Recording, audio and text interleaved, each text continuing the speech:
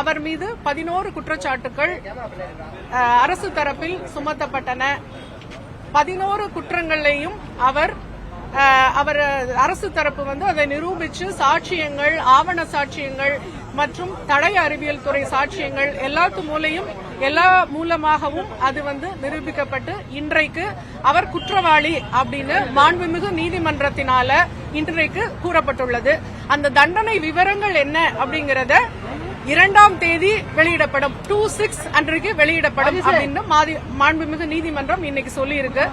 இன்றைக்கு நீதிமன்றத்தில் என்ன நடந்தது அப்படின்னு சொன்னா, அவர் தனக்கான தண்டனை விவரத்தை தெரிவிக்கணும் அப்படின்னு சொல்லிட்டு, நீங்க அதை பத்தி என்ன சொல்றீங்க அப்படின்னு அவர் ஞானசேகர் கிட்ட கேட்டப்போ, ஞானசேகர் தண்டனையை குறைக்கணும், நான் தான் bread winner of the family அப்படின்னு எல்லாம் சொன்னாரு. அரசு தரப்புல அதுக்கு கடுமையான ஆட்சேபம் தெரிவித்து மேக்சிமம் பனிஷ்மெண்ட் அவருக்கு கொடுக்கணும் அப்படின்னு சொல்லி அது போக அதுக்கான ஜட்ஜ்மெண்ட்ஸையும் நீதிமன்றத்தில் கோட் பண்ணி கொடுத்திருக்கிறோம்.